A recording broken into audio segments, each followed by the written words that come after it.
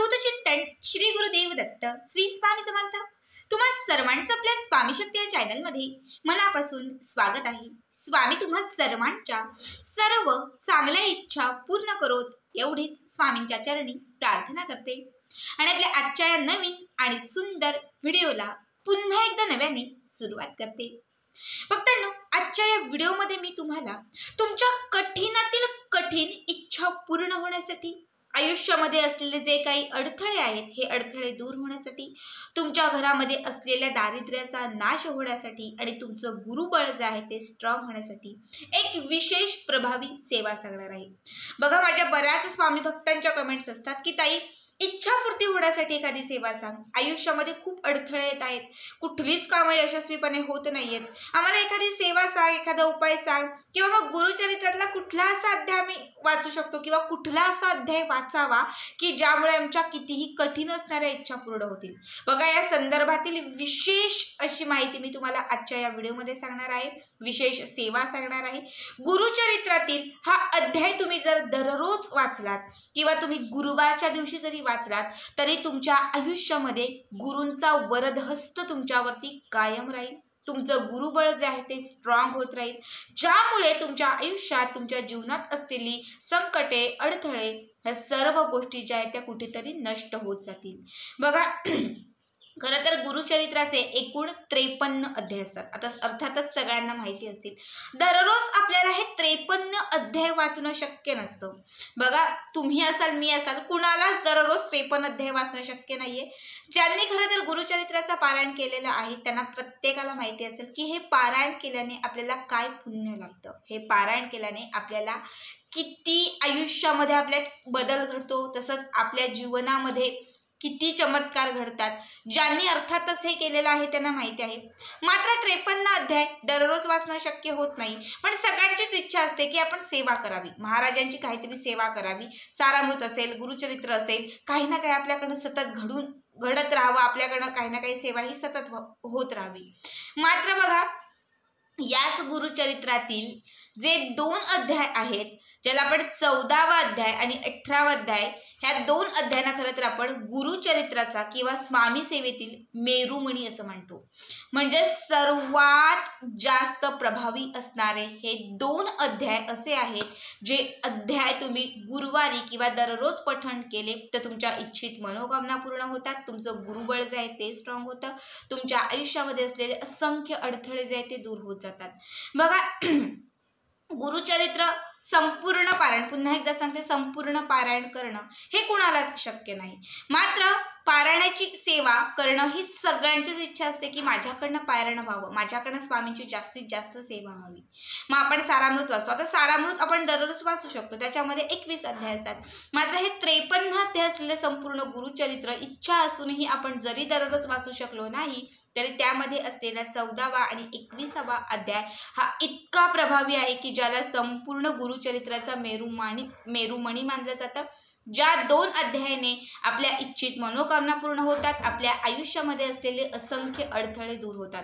आता हे कसे वाचायचे? बघा, तुम्ही दररोजच्या सेवेत, जसं नित्यसेवा आपण दररोज करतो, या नित्य सेवेमध्ये हे 2 अध्याय तुम्ही वाचू शकतात किंवा तुम्ही संकल्पयुक्तही ही सेवा करू शकतात। संकल्पयुक्त सेवेमध्ये शक्यतो आपल्याला नियम पाळावे लागतात। मात्र जर दररोज नित्य सेवेमध्ये आपण जर हे सेवा करणार असू तर आपल्याला कुठल्याही पद्धतीचे नियम पाळावे लागत नाही। आता हे अध्याय कसे वाचायचे? जो मोठा ग्रंथ आहे त्यातून वाचावे का? तर सगळ्यात आधी सांगेल की 15 ते 10 रुपयाला बाजारामध्ये कुठेही तुम्हाला 14वा आणि 18वा अध्याय जो आहे त्याचे सेपरेट पुस्तक भेटतात। तर हेच तुम्हाला छोटे पुस्तक, छोटे ग्रंथ आणायचे आहेत आणि हे बघून तुम्हाला, म्हणजे याच्यातून तुम्हाला पारायण करायचं आहे, याच्यातून हे जे ग्रंथ आहे ते तुम्हाला म्हणायचे आहे। कारण मोठा ग्रंथ जो आहे त्याचे एक विशिष्ट महत्त्व आहे, ते जे ग्रंथ आहे ते फक्त आपण सामूहिक पारायणात किंवा जेव्हा आपण घरी पारायण करतो त्याच वेळेस आपण या ग्रंथाचा वापर करतो।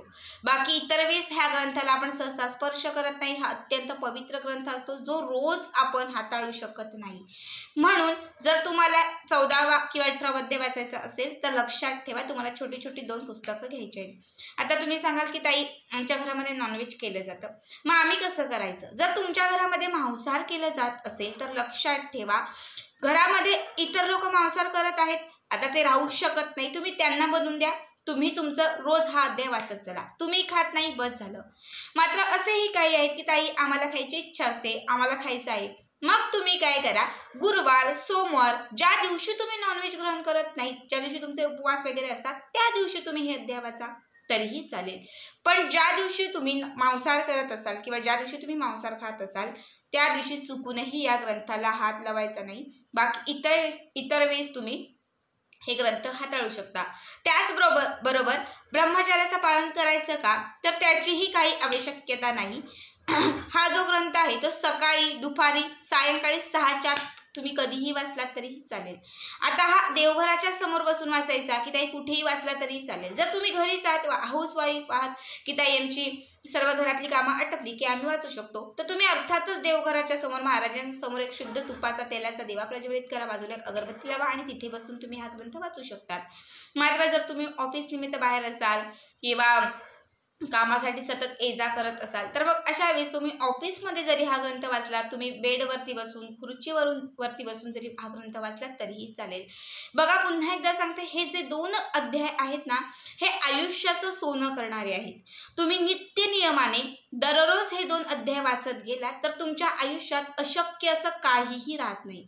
सगळं काही न मागता तुम्हाला मिळत जाईल. तुमच्या जीवनामधील जी संकट आहेत ती टळून जातील. कितीही कठीण इच्छा, किती कठीण असणाऱ्या ज्या मनोकामना आहेत त्या पूर्ण होत जातील. तुमच्या मार्गांमध्ये येणारे सततचे जे अडथळे आहेत ते अडथळे कुठेतरी दूर होत जातील. तुमचा गुरुबळ जो आहे तो अत्यंत स्ट्रॉंग होईल. बघा आयुष्यामध्ये गुरु स्ट्रॉंग असणं खूप महत्त्वाचं आहे. ज्याचा गुरु स्ट्रॉंग असतो, ज्याच्यावरती गुरूंचा वरदहस्त असतो, तो आयुष्यात कितीही अडथळे आले तर तो सहज ते पार पडतो. मात्र ज्याचा गुरु कमकुवत असतो ना, त्याच्या जीवनामध्ये अडथळ्यांची, संकटांची रांग जी आहे ती कधीच संपत नाही. म्हणून प्रत्येक व्हिडिओ सांगते की गुरु स्ट्रॉंग करा, गुरु मजबूत करा आणि त्यासाठी गुरुवारच्या दिवशी विशेष उपाय करा.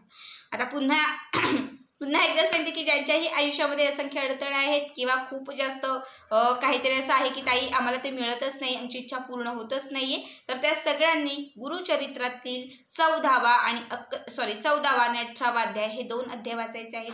तुम्ही फक्त 14वा अध्याय जो आहे तोही वाचू शकतात किंवा फक्त 18वा अध्याय आहे तर फक्त 18वा अध्यायही वाचू शकतात. ज्यांना थोडा जास्त वेळ मिळतो त्यांनी 2ही अध्याय वाचले तरीही चालतील. बघा एकूण 53 अध्याय आहेत आणि 53 अध्यायातील प्रत्येक अध्यायाचं महत्त्व हे विशेष आहे. त्यामुळे 53 अध्याय वाचल्याने त्या प्रत्येक अध्यायाची जी फलश्रुती आहे ही विशिष्ट आहे.